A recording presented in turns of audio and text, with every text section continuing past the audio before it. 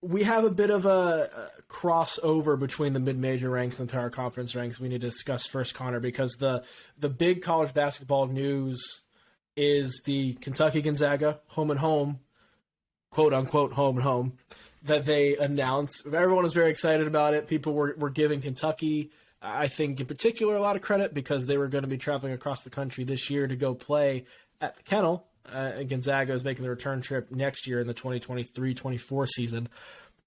Turns out they're probably not going to the Kennel. It'll be played at Spokane Arena, which kind of loses the luster of going to play Gonzaga at Gonzaga. You're still playing Gonzaga, still playing a really good team, going to be likely a preseason top 10, top 15 matchup. Still going to be a really fun game to watch. But the fact that it will not be at the Kennel, I think it certainly loses a lot of its luster.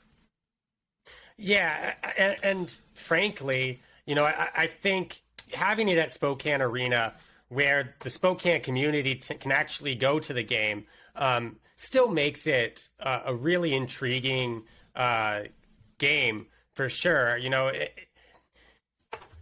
The difference between Spokane Arena and Key Arena in Seattle, which is obviously where Gonzaga played Alabama last year, from the perspective of the number of fans that would be there and maybe the home environment for Gonzaga, probably marginally different. Obviously Spokane allows that Spokane community really to attend that in a way that Seattle did not. But you do lose something by not being in the Kennel, right? In the Kennel, that student section spans the entire sideline of one of the sidelines, 3 to 4 feet off the floor, right on top of the opponent.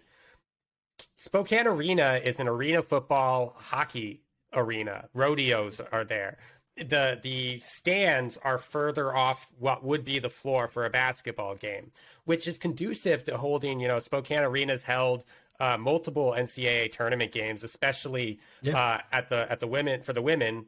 But even if Gonzaga were to give an entire sideline to the student section, which I'm not so sure that's going to be the case, given how highly anticipated this game is. They're probably going to be behind the baskets.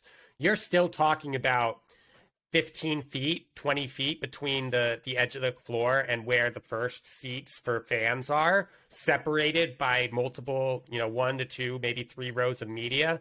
Like, you're talking about a pretty big distance between the fans and the student section in particular and the players. So huge game, huge development.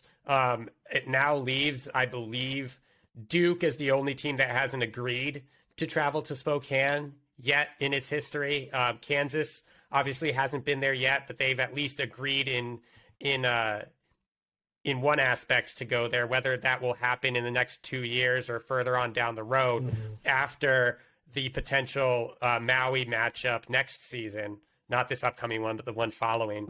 I think it will happen. So teams are now willing to travel to Spokane.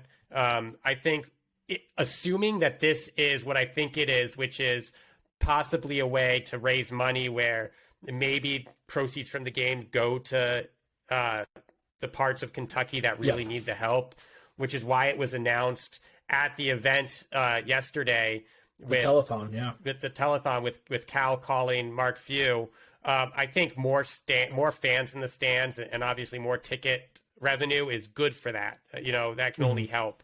It just sucks that that's going to be where Kentucky gets a taste of a Gonzaga home environment instead of, albeit only 6,000 fans, everything is right on top of the court in McCarthy Athletic Center, where it's just not in Spokane Arena. The Kennel is one of the great environments in all of college basketball. I think no matter how you look at it in other places around the country, it's a top 5 atmosphere nationally. To see a program like Kentucky go into that is something that even a casual basketball fan, not even a college basketball fan, but a casual basketball fan, I think would be interested in and would be incredibly fun to watch on TV to see them in that environment. I get the sense that the reasons to move to the bigger arena, make more money, donate more money if that ends up being the case. Kentucky's probably hoping you get some more Kentucky fans in there because Big Blue Nation certainly travels well. But it's one of the things where slowly losing, I think, in college basketball is the true home and homes. And that's one of the things that makes we're losing it in college football too.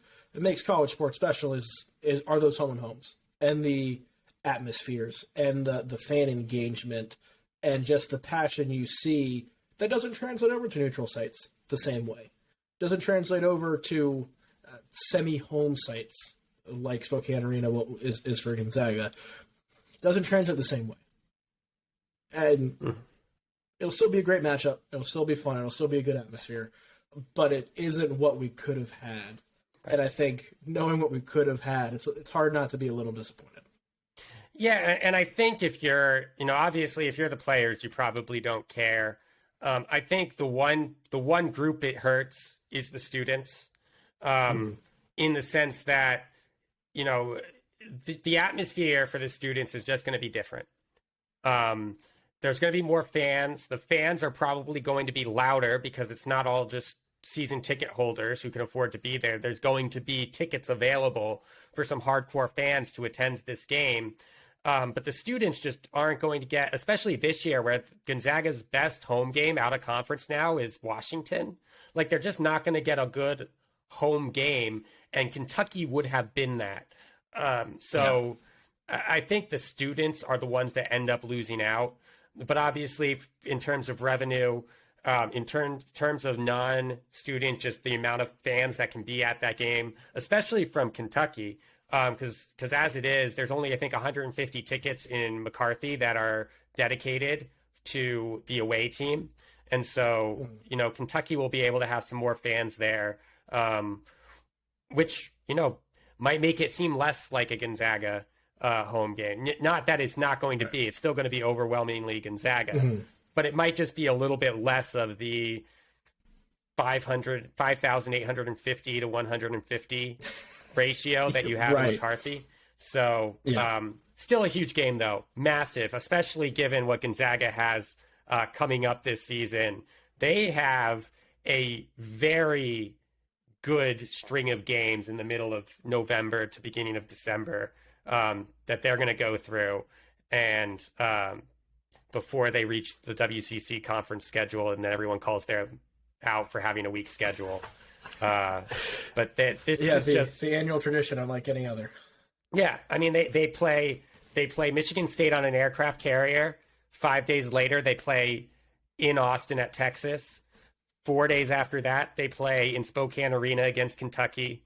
Then they have 4 days off. They travel to Portland. They play Portland State, but then either Purdue or West Virginia. And if they win that second game, which I think they should, they have the possibility of playing Duke. If it's not Duke, it's Florida or Xavier, which is still a great matchup, between two teams that should be tournament teams. And then right after that, 5 days after that, they play Baylor in South Dakota. And then they have a couple of weeks without really a tough game yet, play Washington at home. And then right before Christmas on the 17th of December, they play in Birmingham against Alabama in the second half of their pseudo neutral agreement with them. Yeah. Gonzaga always plays a loaded non-conference schedule. It's going to be fun again. Kentucky has a pretty good one too now, especially with the addition of Gonzaga. The open with Michigan State, maybe not open, but first major game of the Champions Classic. They'll play Michigan in London in December. They have UCLA and MSG as part of the CBS Sports Classic. And then they get Kansas. It's in Lexington, but they get Kansas as part of the SEC Big 12 Challenge. Kentucky doesn't always go to true road games, and the Twitterverse has not so subtly pointed that out over the last 24 hours, but they're also not afraid to play those big games. They'll just play them in neutral sites and give both of these programs credit for challenging themselves and giving us fans those kind of games. But it could be, I think, a big momentum builder for whoever ends up winning that game, Gonzaga or Kentucky. Yeah, and it's big for both teams because both teams have, their starting five returning. Obviously, Kentucky has Severe Wheeler, who's led the country in assists the last 2 years. And then Gonzaga brings back Julian Strother, Anton Watson, but they both have a really good group of young players. Kentucky more freshman heavy, Gonzaga more sophomore heavy, that are going to be looking to prove themselves. And if you can prove yourself that early in the season against what should be a top 10 team, possibly top 5 for both of them, like it's going to be a huge momentum building win, especially going into the Thanksgiving weeks. Absolutely. And, there was that 12-hour window or so where everybody on the internet thought Drew Timme was going to Kentucky. Right. So there's that storyline too.